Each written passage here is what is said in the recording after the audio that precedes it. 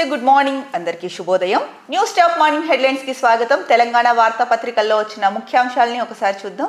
ఆంధ్రప్రదేశ్ పత్రికల్లో వచ్చిన ప్రధాన వార్తాంశాలని ఒకసారి చూద్దాం. ముందుగా దిశ వార్తా పేపర్లో అయితే కనుక బ్యానర్ ఐటమ్ చూస్తే కనుక ఏపీలోనే ఏమిటి ఘోరం, చదువులా ఉరికంబాలా, ఒత్తిడిని తట్టుకోలేక బలవన్ మరణాలు, ప్రైవేట్ ప్రభుత్వ కాలేజీల్లోనూ అదే తంతు, దిగ్భ్రాంతి కలిగిస్తున్న స్టూడెంట్స్ సూసైడ్స్, 12 ఏళ్లలో 3690 మంది బలి, 2014-2022 ఎన్సీఆర్బీ డేటా విడుదల, 72% పెరిగిన ఆత్మహత్యల రేటు. సో ఏపీలో అయితే కనుక స్టూడెంట్స్ ముఖ్యంగా అంటే స్కూల్ నుంచి కాలేజ్ వరకు ఉన్న స్టూడెంట్స్ అయితే కనుక బలవన్ మరణాలకి అంటే సూసైడ్స్కి ఎక్కువగా పాల్పడుతున్నారు అని చెప్పేసి ఎన్సీఆర్బీ అయితే కనుక ఒక నివేదిక రిలీజ్ చేసింది 2014 నుంచి 2022 మధ్య. చూస్తే కనుక మనకి 12 ఏళ్లలో 3690 మంది విద్యార్థులు అయితే కనుక బలవన్ మరణాలకు అంటే సూసైడ్స్కి పాల్పడ్డారు అని చెప్పేసి ఈ నివేదికలో వెల్లడైంది. ముఖ్యంగా ఒత్తిడిని తట్టుకోలేక ఎక్కువ మంది సూసైడ్ చేసుకుంటున్నారు. ఇక్కడ దానికి సంబంధించి ఒక చిన్న న్యూస్ కూడా ఇచ్చారు. అంటే ఒత్తిడి అంటే మనకు తెలిసింది, పేరెంట్స్ కానీ లేదా టీచర్స్ కానీ ఎక్కువగా చదువుకోవాలి, ర్యాంకులు తీసుకురావాలి ఇదొకటి, లేదా స్టూడెంట్స్ కూడా ఇంకా బాగా చదువుకోవాలి, సాధించాలి, ర్యాంకులు సాధించాలి అన్న ఒత్తిడి ఒకవైపు ఉంటుంది. ఈ నేపథ్యంలోనే సూసైడ్స్ ఎక్కువగా జరుగుతున్నాయి అనేది మనం అంటే జనరల్గా మాట్లాడుకుంటున్న జనరల్ వార్తా కథనాల్లో అయితే కనుక వస్తుంది. ఇప్పుడు ఎన్సీఆర్బీ ఏదైతే రిపోర్ట్ విడుదల చేసిందో దాని ప్రకారం చూస్తే కనుక ఎందుకు బలవన్ మరణాలకు పాల్పడుతున్నారు అన్నది ఇక్కడ ఒక చిన్న న్యూస్ ఇచ్చారు. ఒత్తిడిని తట్టుకోలేక విద్యార్థులు బలవన్ మరణాలకు పాల్పడుతున్నారు. రాష్ట్రంలో విద్యార్థుల ఆత్మహత్యలు దిగ్భ్రాంతిని కలిగిస్తున్నాయి. విద్యార్థుల ఆత్మహత్యల రేటు ఆంధ్రప్రదేశ్లో ఎక్కువగా ఉందని ఇటీవల వెల్లడైన ఎన్సీఆర్బీ నివేదిక విస్తుగొలుపుతోంది. 12 ఏళ్లలో 3690 మంది బలయ్యారని, ఆత్మహత్యల రేటు 72% పేర్కొంది. కాగా కార్పొరేట్ ప్రైవేట్ విద్యా సంస్థల్లో సూసైడ్ల సంఖ్య ఎక్కువగా నమోదవుతోందని వెల్లడించింది. విద్యార్థుల్లో మెంటల్ కండిషన్లు బ్యాలెన్స్ చేయడానికి ప్రయత్నించే సైకలాజికల్ కౌన్సిలర్లు 99% స్కూళ్లు కాలేజీల్లో లేరు.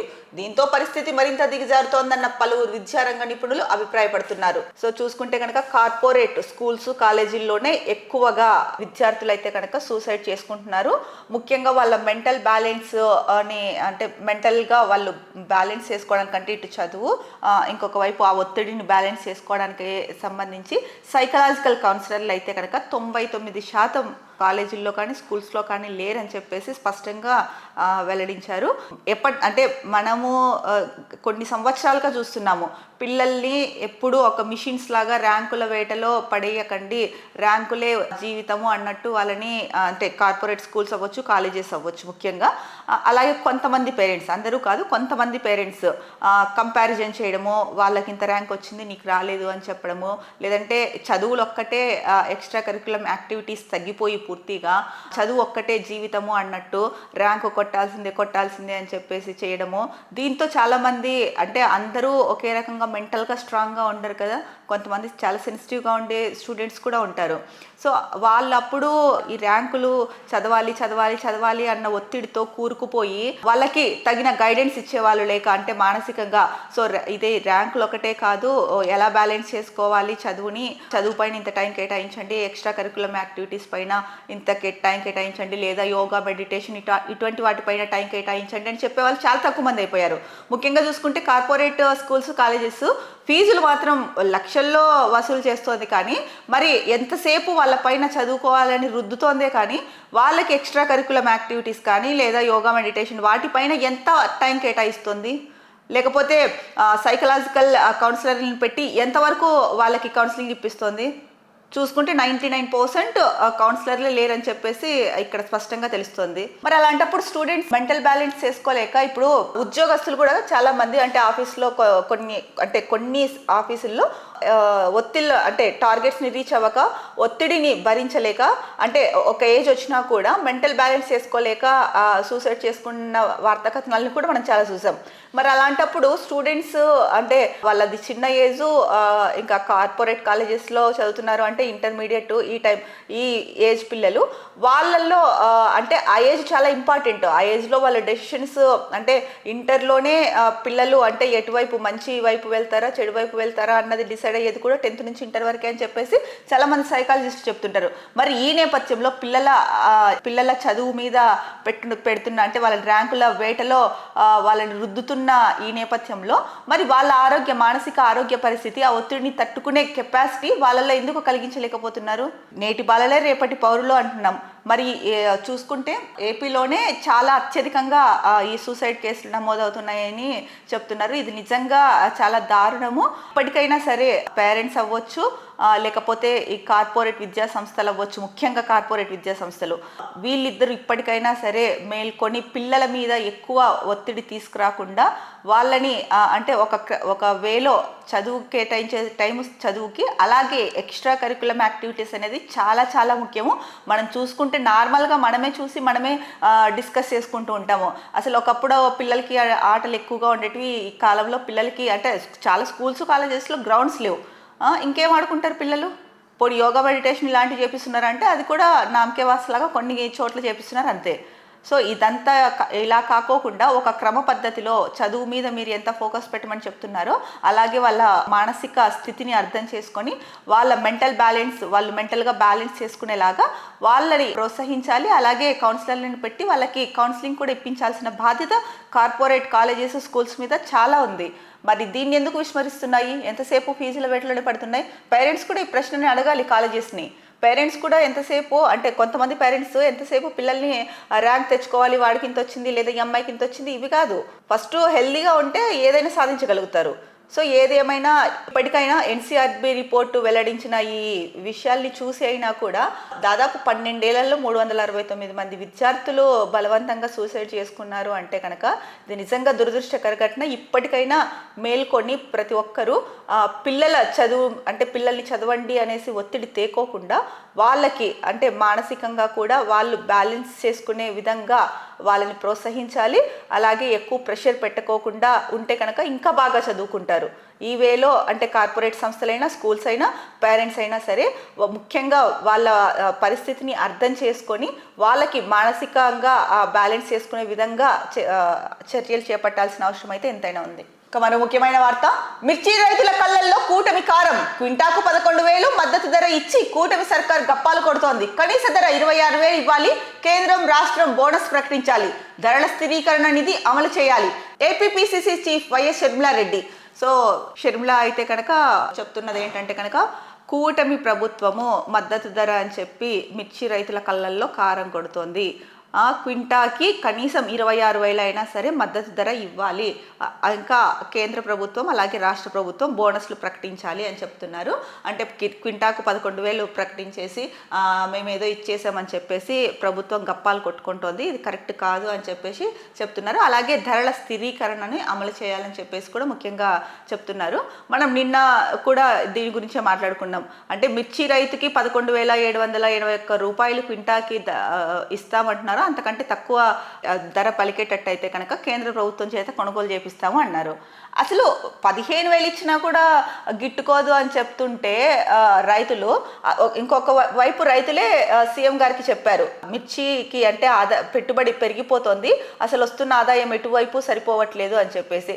మరి అయినప్పటికీ కూడా ప్రభుత్వం ఎందుకు ఇట్లా ప్రవర్తిస్తోందో అర్థం కాలేదు. అవును సరే, అంతర్జాతీయంగా ఎగుమతులు తగ్గిపోయాయి, రేట్లు తగ్గిపోయినాయి అని అంటున్నారు. ఇలాంటప్పుడే కదా ప్రభుత్వం చొరవ తీసుకొని ప్రభుత్వం కొనుగోలు చేయాల్సిన అవసరం ఎంతైనా ఉంది. మిర్చి రైతులు అలాగే మిగతా రైతులు ఎవరైతే ఉన్నారో వాళ్ళ పంట వచ్చినప్పుడు వాళ్ళు నష్టపోకుండా చూడాల్సిన బాధ్యత ఎవరిది? ప్రభుత్వానిదే కదా.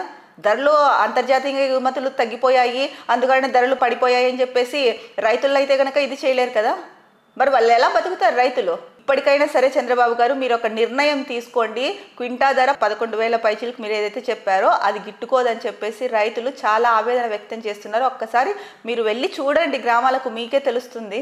మా వల్ల ఏం కాదు, ఎగుమతులు తగ్గిపోయినాయి, ధరలు పడిపోయినాయి, మేము ఇంతకంటే చేయలేము అని మీరు చెప్పకూడదు. రాష్ట్ర ప్రభుత్వం అలా చెప్పకూడదు.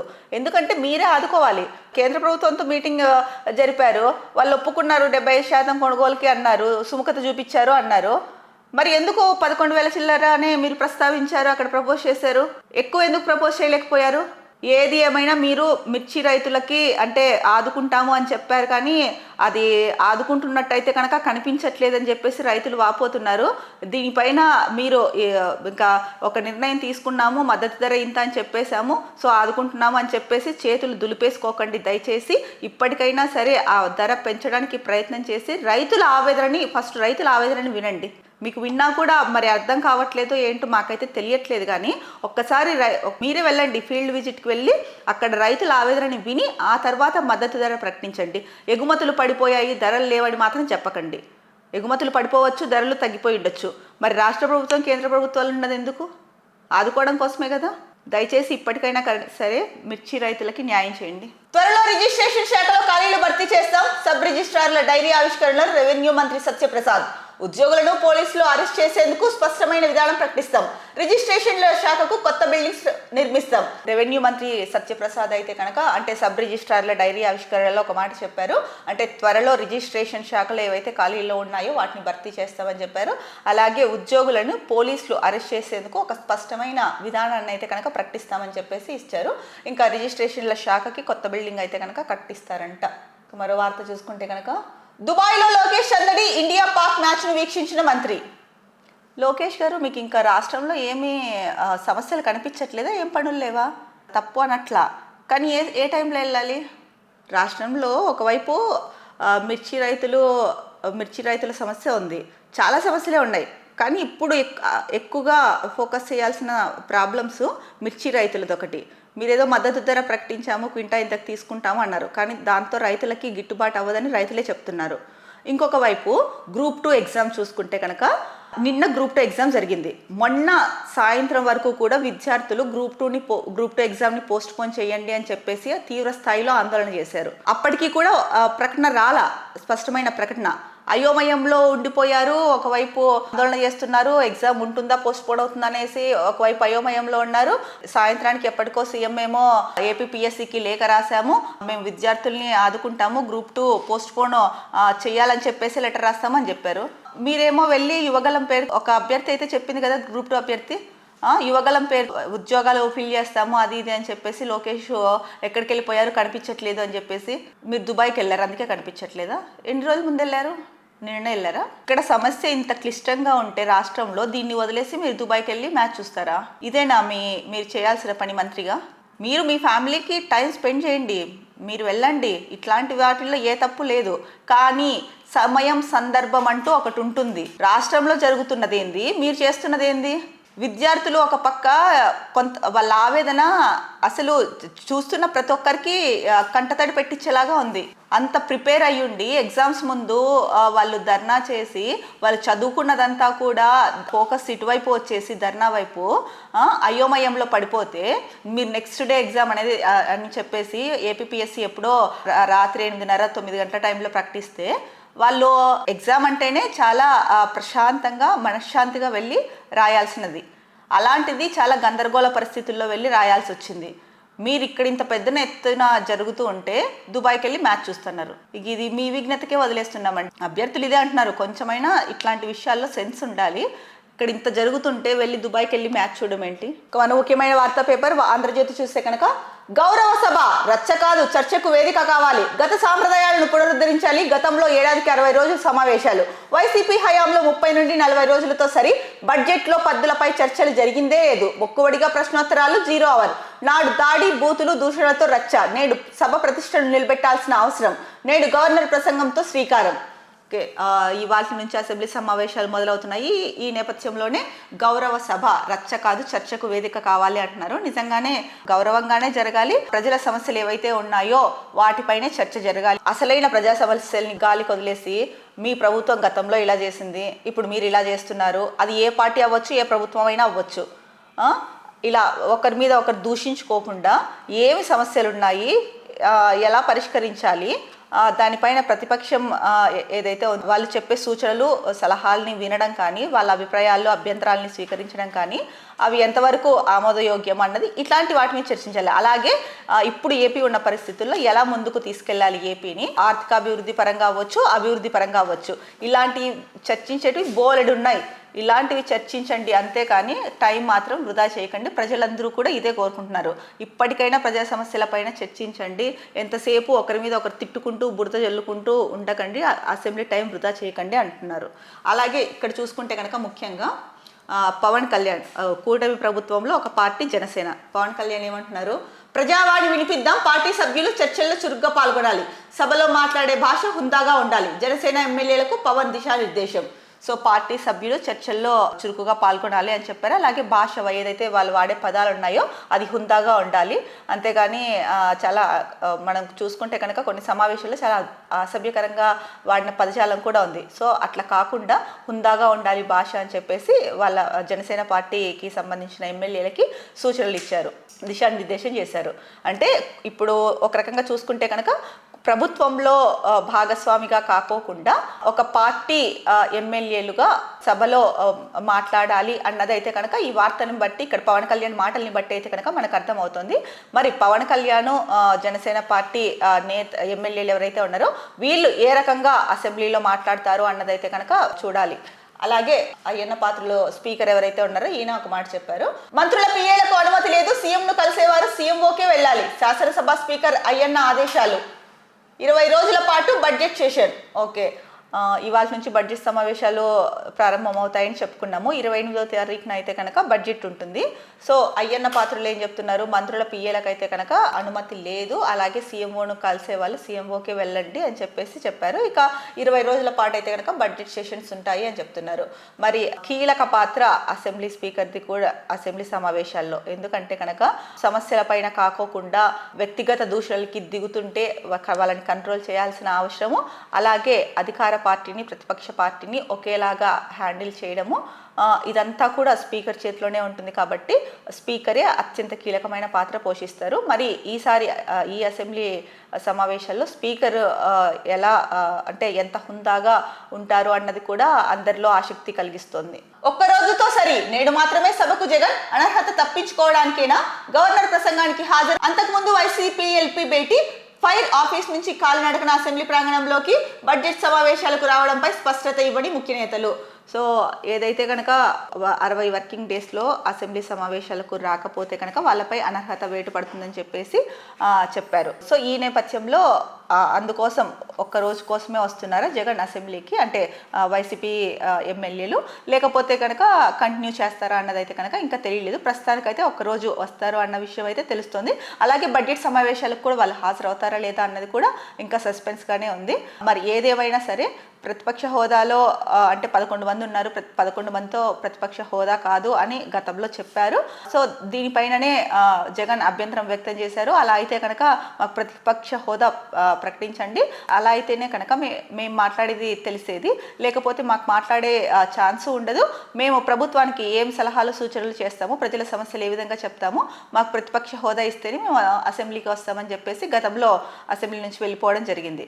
సో మళ్ళీ ఇప్పుడు అసెంబ్లీకి వస్తున్నారు. మరి ఎన్ని రోజులు వస్తారన్నది అయితే కనుక తెలియదు. గవర్నర్ ప్రసంగం ఉంటుంది, ఈ ప్రసంగానికి అయితే కనుక వస్తున్నారు. ఇప్పుడైనా సరే మరి ప్రతిపక్షానికి 11 సీట్లు వచ్చినప్పటికీ కూడా ప్రతిపక్షంగా భావించి మాట్లాడే ఛాన్స్ ఇస్తారా లేదా అన్నది అయితే కనుక చూడాలి. మరో ముఖ్యమైన వార్త చూస్తే కనుక బానిస మనస్తత్వంతో హిందువులపై దాడి, హిందూ మత విశ్వాసాలపై అదేపడిగా విమర్శలు, విభజన విచ్ఛిన్నమే వారి అజెండా, విదేశీ శక్తుల దన్నుతో భారత్ను బలహీనపరిచే యత్నం, కుంభమేళా విమర్శకులపై మోదీ ఫైర్. సో ఎవరైతే కుంభమేళా పైన విమర్శలు చేస్తున్నారో వాళ్ళపైన మోదీ అయితే కనుక ఆగ్రహం వ్యక్తం చేశారు. బానిస మనస్తత్వంతోనే హిందువులపై దాడి చేస్తున్నారు అని చెప్పేసి చెప్పారు. ఇంకొకటి, విదేశీ శక్తుల దన్నుతోనే భారత్ను బలహీనపరిచేందుకు ప్రయత్నిస్తున్నారని కూడా మరో ముఖ్యమైన వ్యాఖ్య అయితే కనుక చేశారు. చరిత్ర సృష్టించిన జెన్కో రికార్డు స్థాయిలో విద్యుత్ ఉత్పత్తి, 241.523 మిలియన్ యూనిట్ల ఉత్పాదన, VTPS లో 52.73 మిల్లీ యూనిట్లు. ఇది సువర్ణాధ్యాయం. ఎండి చక్రధర బాబు. ఈసారి అయితే కనుక జెన్కో 241.523 మిలియన్ యూనిట్ల విద్యుత్ ఉత్పత్తిని అయితే కనుక ఉత్పాదన చేసి రికార్డుని అయితే కనుక క్రియేట్ చేసిందని చెప్పొచ్చు. దానికి సంబంధించిన వార్త ఇచ్చారు. ఎందుకంటే ఇది ఒక సువర్ణ అధ్యాయం అని కూడా ఎండి చక్రధర్ బాబు చెప్పడం జరిగింది. ఇక అంతర్జాతీయ వార్త చూస్తే, గత వారం ఏం పని చేశారు, 2 రోజులుగా 5 పాయింట్లలో జవాబు ఇవ్వండి, అలా ఇవ్వకపోతే రాజీనామాగా పరిగణిస్తాం. అమెరికా ఫెడరల్ ఉద్యోగులకు మస్క్ మెయిల్, చట్టవిరుద్ధంగా తొలగిస్తే సవాలు చేస్తాం. అమెరికా ప్రభుత్వ ఉద్యోగ సంఘాల నేతలు FBI ఉద్యోగులు ఎవరు స్పందించొద్దు. కాష్. అమెరికాలో ఎప్పుడైతే ట్రంప్ అధ్యక్షుడయ్యారో అప్పటి నుంచి ట్రంప్ ఏవో ఒక నిర్ణయాలు తీసుకుంటుండడం మనం చూస్తూనే ఉన్నాము. అవి కూడా అంటే అందరికీ కొంత భయాందోళన కలిగించే నిర్ణయాలే తీసుకుంటున్నారు. ఇప్పుడు మస్క్ ఏం చెప్తున్నాడు, 2 రోజుల్లోగా అంటే లాస్ట్ వీక్లో ఏం వర్క్ చేశారో అవి ఒక 5 పాయింట్లలో రిపోర్ట్ ఇవ్వండి, అలా ఇవ్వకపోతే కనుక వాళ్ళని తొలగిస్తాము అని చెప్పేసి ఈమెయిల్ చేశారంట. సో దీనికి ఉద్యోగులు కూడా స్పందిస్తూ అంటే అమెరికా ఫెడరల్ ఉద్యోగులకి ఏదైతే మస్క్ మెయిల్ చేశారో సో దీనికి ఉద్యోగ సంఘాలు కూడా ఆన్సర్ చేశాయి. అమెరికా ప్రభుత్వ ఉద్యోగ సంఘాలు అయితే కనుక ఒకటే చెప్పాయి, చట్టవిరుద్ధంగా తొలగిస్తే కనుక మేము కూడా సవాల్ చేస్తాము అని చెప్పేసి. అలాగే FBI ఉద్యోగులు ఎవరు స్పందించొద్దు అని చెప్పేసి కాస్ అయితే కనుక చెప్పడం జరిగింది. మరి ట్రంపే అలా అనుకుంటే ఎలన్ మస్క్ కూడా ఇలా తయారవుతున్నారు. మరి అదేంటో ఆ దేశంలోని ప్రజలకే తెలియాలి. ఇంకా మరో ముఖ్యమైన వార్తాపత్రిక చూసుకుంటే కనుక సాక్షిలో మా జీవితాలతో చెలగాటం, వాయిదాపై వంచన, బాబు సర్కార్ నిర్లక్ష్యం క్షోభను మిగిల్చింది. గ్రూప్ 2 అభ్యర్థుల భావోద్వేగం, తీవ్ర గందరగోళం మధ్య గ్రూప్ 2 మెయిన్స్ పరీక్ష. ఈ ప్రభుత్వాన్ని నమ్మి మోసపోయామని అభ్యర్థుల ఆగ్రహం. సీఎం చంద్రబాబు, మంత్రి లోకేష్లే గందరగోళం సృష్టించారు. పరీక్ష వాయిదా పడుతుందంటూ 3 రోజులుగా డ్రామా. ఎమ్మెల్సీ ఎన్నికల కోసం నాటకమాడారు. మా భావోద్వేగాలతో ఆడుకున్నారు. ఇంత టెన్షన్ ఎప్పుడూ పడలేదు. బాగా ప్రిపేర్ అయినా పరీక్ష సరిగ్గా రాయలేకపోయాం. పరీక్ష వాయిదా వేస్తే ప్రభుత్వానికి ఏం నష్టం? ఇంత మానసిక క్షోభకు గురి చేసిన ఈ సర్కార్ను వదిలిపెట్టాం. బాబు సర్కార్ తీరుపై గ్రూప్ 2 అభ్యర్థుల ఆగ్రహం. లక్షలాది మంది గ్రాడ్యుయేట్లలోనూ తీవ్ర అసహనం. గ్రాడ్యుయేట్ ఎమ్మెల్సీ ఎన్నికల్లో సత్తా చూపిస్తామని స్పష్టీకరణ. సో ఏదైతే కనుక గ్రూప్ 2 ఎగ్జామ్ గురించి మనం చెప్పుకున్నామో, గ్రూప్ 2 ఎగ్జామ్ వాయిదా వేస్తారని చెప్పేసి చివరి నిమిషం వరకు కూడా అభ్యర్థులు అనుకున్నారు చాలామంది. దానికి తోడు ఏది క్లారిటీ ఇవ్వకోకుండా ఒక సస్పెన్స్ అయితే క్రియేట్ చేశారు. రేపు ఉదయం అంటే నిన్న ఉదయం ఎగ్జాము, మొన్న రాత్రి 8:30 తర్వాత ఎప్పుడో ప్రకటన చేశారు ఎగ్జామ్ ఉంది అని చెప్పేసి. అప్పటి వరకు ఆందోళనలో పాల్గొన్న వాళ్ళు బాగా ప్రిపేర్ అయ్యి కూడా ఈ రోస్టర్ పాయింట్స్ విధానం ఏదైతే ఉందో దానికోసమే కదా దాంట్లో మార్పులు చేయాలనేసి వాళ్ళు అడుగుతున్నారు. మరి ఇంత అన్ని రోజులు స్పందించుకోకుండా అంతకుముందు కూడా అంటే దీనికి సంబంధించిన కేసు కూడా కోర్టులో ఉంది. మరి దీని గురించి ఏం స్పందించుకోకుండా అభ్యర్థులు ఎవరైతే ఆందోళన చేస్తుంటే ఆ ఆందోళనని చూస్తూ ఉన్నారు, కానీ దానిపైన ఏం స్పందించలేదు రాష్ట్ర ప్రభుత్వం. సో అభ్యర్థులు విన్నవించుకున్నారు కూడా, అయినా కూడా ఏమీ స్పందన లేదు. లాస్ట్కి రేపు ఎగ్జామ్ ఉందనగా ఈరోజు సాయంత్రం 4 గంటల ఆ ప్రాంతంలో అనుకుంటా APPSCకి లెటర్ రాసాము వాయిదా ఇమ్మని ఎగ్జామ్ని అని చెప్పేసి చంద్రబాబు చెప్పారు.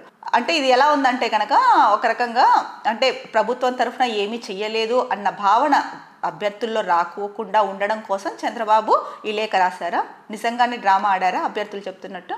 చూస్తే అలాగే అనిపిస్తుంది. అభ్యర్థులే చెప్తున్నారు నిజంగానే అది డ్రామాని. ఎందుకంటే గవర్నమెంట్ మీద ఉండొద్దు, మేము రాసాము APPSCని పోస్ట్పోన్ చేయలేదు, మా వంతు బాధ్యత మేము చేపట్టాము అని. ఏమి చంద్రబాబు నాయుడు చెప్తే అంటే సీఎం చెప్తే APPSC వినదా?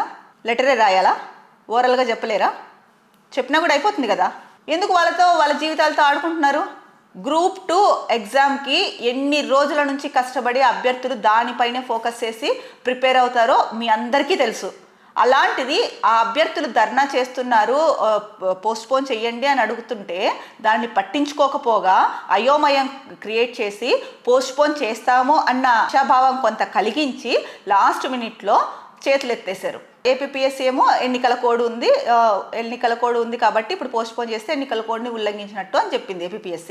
మరి సీఎంకి తెలీదా ఎన్నికల కోడ్ ఉందని? లోకేష్కి తెలీదా? ఆయన విద్యాశాఖ మంత్రే కదా. పోనీ ముందే ఎందుకు చెప్పలేదు అభ్యర్థులకి? ఎందుకు లాస్ట్ మినిట్ వరకు వాళ్ళలో వాయిదా పడుతుందేమో అన్న ఒక కొంత ఆశని కల్పించి లాస్ట్ మినిట్లో పోస్ట్పోన్ చేశారు? ఇప్పుడు నష్టపోయేది ఎవరు? ఇక్కడ విద్యార్థులు చెప్తున్నారు మేము బాగా ప్రిపేర్ అయినప్పటికీ కూడా సరిగా రాయలేకపోయాము అని. ఎగ్జామ్ అంటే ప్రశాంతంగా వెళ్ళి మానసికంగా చాలా ప్రశాంతంగా వెళ్ళి రాయాలి. అలాంటిది ఒక గందరగోళంలో టెన్షన్లో అయోమయంతో ఆ ఎగ్జామ్ హాల్కి వెళ్తే వాళ్ళు చదువుకున్నది ఎలా గుర్తొస్తుంది? ఎంత టైం కేటాయిస్తారో ఆ టైంలోపే పూర్తి చేయాలి. మరి మీరు పెట్టిన క్షోభకి ఇది ఒక రకంగా ప్రభుత్వము గ్రూప్ 2 అభ్యర్థులతో ఆటలాడింది.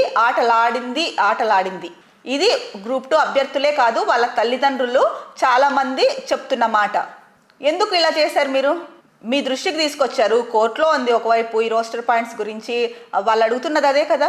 మరి మీరు ఎందుకు ఇలా చేస్తున్నారు? ఇంకోవైపు చూసుకుంటే ఇంత జరుగుతున్నా కూడా లోకేష్ స్పందించకపోగా నిన్న దుబాయ్కి వెళ్ళి మ్యాచ్ చూస్తున్నాడు. నువ్వు చూడయ్యా, మ్యాచ్ చూడు, నిన్ను కాదనట్లా. ఇక్కడ ప్రాబ్లమ్స్ని కూడా చూడు ఒకసారి. ఇక్కడ ప్రాబ్లమ్స్ ఏం జరుగుతున్నాయి ఏంది? నువ్వు విద్యాశాఖ మంత్రివి, మరి మీరు విద్యాశాఖ మంత్రి అయ్యుండి కూడా ఇవి పట్టించుకోకుండా పోయి మ్యాచ్ చూస్తావా? మీకు సమయం కావాలి, మీ ఫ్యామిలీతో గడపాలి, అదంతా ఓకే. దానికన్నా ముందు ఒక మంత్రిగా ఉన్నారు, రాష్ట్ర ప్రభుత్వంలో ఉన్నారు అంటే ఫస్ట్ ప్రజల సమస్యల్ని పట్టించుకోవాలి, ప్రజా సమస్యల్ని పరిష్కరించే దిశగా నిర్ణయం తీసుకోవాలి. అంతేకాని ఇవన్నీ చెయ్యాలి. ఇవన్నీ చేయకోకుండా యువగలం పేరుతో ఎన్నికల ముందు ఆహా ఓహో అనేసి డబ్బాలు కొట్టేసి ఇప్పుడేమో ఏమీ ఎరగనట్టు వెళ్ళిపోతారా మీరు దుబాయ్కి? ఇదా మీరు ఇచ్చేది గ్రూప్ 2 అభ్యర్థులకి విలువ?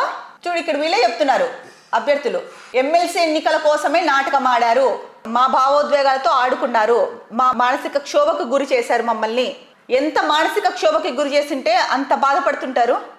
అసలు చూసే వాళ్ళకే ఆ టెన్షన్ వచ్చేసింది.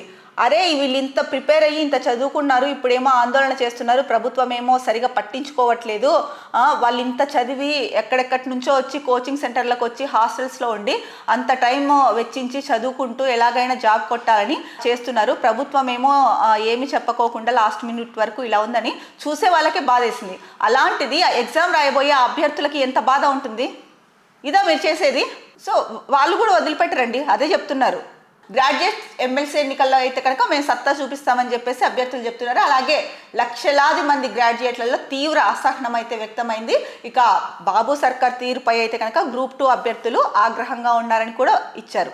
ఇది మరి పవన్ కళ్యాణ్ కూడా దీనిపైన ఏమీ మాట్లాడకపోవడం నిజంగా అది అగ్నికి ఆజ్యం పోసినట్టు ఉంది. ఇప్పుడు గ్రూప్ 2 అభ్యర్థులకి చెప్పారు, ఇక్కడ మమ్మల్ని మోసం చేశారు, గ్రూప్ 2 పరీక్ష వాయిదా పడుతుందంటూ మమ్మల్ని మోసం చేశారు, ఎమ్మెల్సీ ఎన్నికల్లో ఓడిపోతామనే వార్తలు రావడంతో మేల్కొన్నట్లు కలరింగ్ ఇచ్చారు, అభ్యర్థుల సమస్యలను పరిష్కరిస్తామని మంత్రి లోకేష్ సీఎం చంద్రబాబు ప్రకటన చేశారు, రాజకీయ లబ్ధి కోసం సీఎం చంద్రబాబు మంత్రి లోకేష్ డబుల్ గేమ్ ఆడారు, చివరకు చేతులు ఎత్తేశారు, మేమంతా ఇది డబుల్ గేమ్ అని తెలియని అమాయకులమా, మమ్మల్ని మానసికంగా హింసించారు. హుస్సేన్ బాసా నంద్యాలలో ఉండే అభ్యర్థి హుస్సేన్ బాసా అయితే కనుక తన ఆవేదనను వ్యక్తం చేశాడు. అంటే వాళ్ళు డబుల్ గేమ్ ఆడుతున్నారు, మాకేమీ తెలియదా, మేమంత అమాయకులమా అని.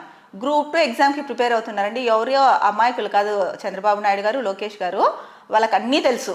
మీరు ఆడే డ్రామాలు తెలుసు, ఇంకా తెలుసు. ఎందుకు అంత డ్రామాలు ఆడడం? ఏదో ఆ ఎగ్జామ్ కండక్ట్ చేస్తామనేది ఏందో లాస్ట్ మినిట్లో చెప్పే బదులు ముందే చెప్పేస్తే అయిపోయేది కదా. భావోద్వేగాలతో ఆడుకుంటారా? గ్రూప్ 2 మెయిన్స్ పరీక్ష వాయిదా అంటూ వార్తలు వచ్చాయి. గ్రూప్ 2లో రోస్టర్ విధానం ప్రకటించాలని పెద్ద ఎత్తున ఆందోళన చేశాం, రోస్టర్లో తప్పులు ఉన్నాయంటూ టీడీపీయే గతంలో పలుమార్లు చెప్పింది. ఇప్పుడు వారే అధికారంలో ఉన్నారు, కానీ విద్యార్థుల భావోద్వేగాలతో ఆడుకుంటూ వచ్చారు. పరీక్ష వాయిదా పడుతుందంటూ మమ్మల్ని డైవర్ట్ చేసి నాశనం చేశారు. నిరుద్యోగులను వంచిస్తే ఫలితం ఎలా ఉంటుందో ప్రభుత్వానికి త్వరలోనే తెలిసి వస్తుంది. తిరుపతికి చెందిన గ్రూప్ 2 అభ్యర్థి రవికుమార్ అయితే కనుక ఒకటే చెప్పారు, మా భావోద్వేగాలతో ఆట ఆడుకుంటారా? రోస్టర్ విధానంలో తప్పులున్నాయని గతంలో టీడీపీ ప్రభుత్వమే చెప్పింది కదా, ఇప్పుడు అధికారంలో ఉండేది కూడా టీడీపీనే కదా, కూటమి ప్రభుత్వమే కదా, మరి ఎందుకు ఇప్పుడు పట్టించుకోకుండా పరీక్ష వాయిదా అయిపోకుండా లాస్ట్ మినిట్ వరకు వచ్చేసి అంటే వాయిదా పడుతుంది అని చెప్పుకుంటూ డైవర్ట్ చేసి లాస్ట్ మినిట్లో ఎగ్జామ్ ఉందని చెప్పారు. దీనికి ఫలితం అనుభవించక తప్పదు అని చెప్పేసి చెప్తున్నారు. నిరుద్యోగుల్ని వంచిస్తే ఫలితం ఎలా ఉంటుందో మీకు త్వరలోనే తెలియజేస్తామని ఆగ్రహం అయితే కనుక వ్యక్తం చేస్తున్నారు. సో ఇవన్నీ దృష్టిలో పెట్టుకొని ఇప్పుడు ఎగ్జామ్ అయిపోయింది, సరే ఎగ్జామ్ అయిపోయింది, ఇప్పటికైనా ఆ రోస్టర్ విధానంలో ఏదైతే మార్పులు అంటున్నారో ఇప్పుడు దానిపైన అయినా కూడా ఇప్పటికైనా చర్యలు తీసుకోండి.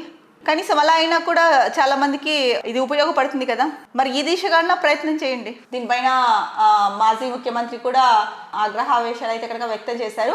బాబు మోసాలకు గ్రూప్స్ పరీక్షలే రుజువు, చంద్రబాబుపై నిప్పులు చెరిగిన వైఎస్ జగన్, విద్యార్థులను లాఠీలతో కొట్టించడం అమానుషం, గందరగోళం అస్పష్టత మధ్య పరీక్ష నిర్వహించడం దారుణం, 3 వారాలుగా న్యాయం చేస్తామంటూ నట్టేట ఉంచారు. అధికారం చేపట్టినప్పటి నుంచి ఉద్యోగులను నిరుద్యోగులను అన్ని వర్గాలను మోసం చేస్తూనే వచ్చారు. ఇది మాజీ ముఖ్యమంత్రి చెప్పడం అయితే కనుక. గ్రూప్ 2 ఎగ్జామ్స్ కి సంబంధించి అయితే కనుక పేపర్ 1 ఈజీగా వచ్చిందంట, పేపర్ 2 అయితే కనుక కొంచెం కష్టంగా కఠినంగా వచ్చింది పేపర్ అయితే అన్నారు. మరి కీ కూడా రిలీజ్ అయింది, మరి రిజల్ట్స్ త్వరలోనే వస్తాయి, మరి అప్పుడు చూడాలి ఆందోళనలో పాల్గొన్న అభ్యర్థుల రిజల్ట్ ఎలా ఉండబోతోంది, ఓవరాల్గా రిజల్ట్ ఎలా ఉండబోతోంది అన్నది. మరి ముఖ్యమైన వార్త, శైవ క్షేత్రాలకు 685 బస్సులు, శైవ క్షేత్రాలకు 685 ప్రత్యేక బస్సులను అయితే కనుక ప్రభుత్వం ఏర్పాటు చేసింది. ఎందుకంటే శివరాత్రి 26వ తేదీ శివరాత్రి పండుగ నేపథ్యంలో శ్రీశైలానికి అయితే కనుక అంటే శ్రీశైలం అనే కాదు మిగతా శైవ క్షేత్రాలు ఏవైతే ఉన్నాయో ముఖ్యమైనవి వాటికి 685 ప్రత్యేక బస్సులను అయితే కనుక ఏర్పాటు చేసింది. మరి ముఖ్యమైన న్యూస్ పేపర్ చూస్తే కనుక ఈనాడులో ప్రధాన బ్యానర్ ఐటమ్, కింగ్ కొట్టేశాడు, విరాట్ 51వ సెంచరీ, పాకిస్తాన్పై భారత్ ఘన విజయం. నిన్న పాకిస్తాన్ భారత్ మ్యాచ్ అయితే కనుక జరిగింది. చాలా మంది ఒక్క భారతీయులే కాదు ప్రపంచవ్యాప్తంగా కూడా ఈ మ్యాచ్ ఆసక్తిని రేకెత్తించింది. వారణాసిలో అయితే కనుక నిన్న భారత్ గెలవాలని చెప్పేసి ప్రత్యేక పూజలు కూడా చేశారు. ఎందుకంటే 2017లో అయితే కనుక పాకిస్తాన్ గెలిచింది భారత్ మీద. సో ఈసారి ఎలాగైనా భారత్ గెలవాలి అని చెప్పేసి నిన్న పూజలు చేయడం కూడా జరిగింది. సో ఎట్టకేలకి భారత్ అయితే కనుక పాకిస్తాన్ పై ఘన విజయం సాధించింది. ఇందులో ఇంకొక విషయం, విరాట్ కోహ్లీ అయితే కనుక దీంట్లో అంటే పాకిస్తాన్తో ఆడిన మ్యాచ్లో సెంచరీ చేశారు. ఇది 51వ సెంచరీ విరాట్ది. మొత్తానికైతే కనుక భారత్ అంటే ముఖ్యంగా భారత్ క్రికెటర్లు అయితే కనుక తమ సత్తా చాటారు. చాలా చాలా ఘన విజయాన్ని దేశ ప్రజలకు అందించారు. మరో ముఖ్యమైన వార్త, ఉక్కపోతతో పెరుగుతున్న విద్యుత్ డిమాండ్. రాష్ట్రంలోనే ఫిబ్రవరిలోనే 243 MUలకు చేరిన వినియోగం. సో ఉక్కపోత అయితే కనుక ఎండాకాలం రాకముందు ఉక్కపోత పెరిగిపోతుంది, వేడి కూడా ఎక్కువైపోయింది. ఈ నేపథ్యంలోనే విద్యుత్కి అయితే కనుక డిమాండ్ బాగా పెరిగిపోయింది. సో ఇప్పుడే ఇలా ఉందంటే రాబోయే 2-3 నెలల్లో ఇంకా ఎలా ఉంటుందో పరిస్థితి మనం అర్థం చేసుకోవచ్చు. మరి దీనికి సంబంధించి డిమాండ్కు సంబంధించి డిమాండ్ సరఫరాకు సంబంధించిన అంత విద్యుత్ రాష్ట్ర ప్రభుత్వం దగ్గర ఉందా లేదా, దానికి తగిన ఏర్పాట్లు చేసుకోవాల్సిన అవసరం అయితే కనుక ఉంది. గత కొద్ది రోజులుగా మనం వార్తా కథనాలు చూస్తే కనుక దీనిపైన రాష్ట్ర ప్రభుత్వం అయితే కనుక ఫోకస్ పెట్టింది. అంటే కరెంటు కోతలు లేకోకుండా ఆ విద్యుత్కి ఎక్కడ అంటే విద్యుత్ అందించడంలో ఎక్కడ అంతరాయం లేకోకుండా అయితే కనుక చర్యలు చేపట్టాలని అయితే చెప్పింది. మరి ఇక్కడ అంటే చూస్తే కనుక ఇప్పటి నుంచే విద్యుత్ డిమాండ్ అయితే కనుక పెరిగిపోయింది.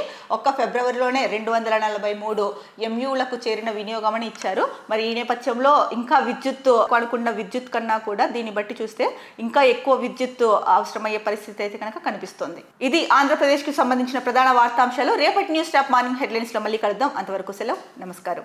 Be happy, stay strong, stay healthy.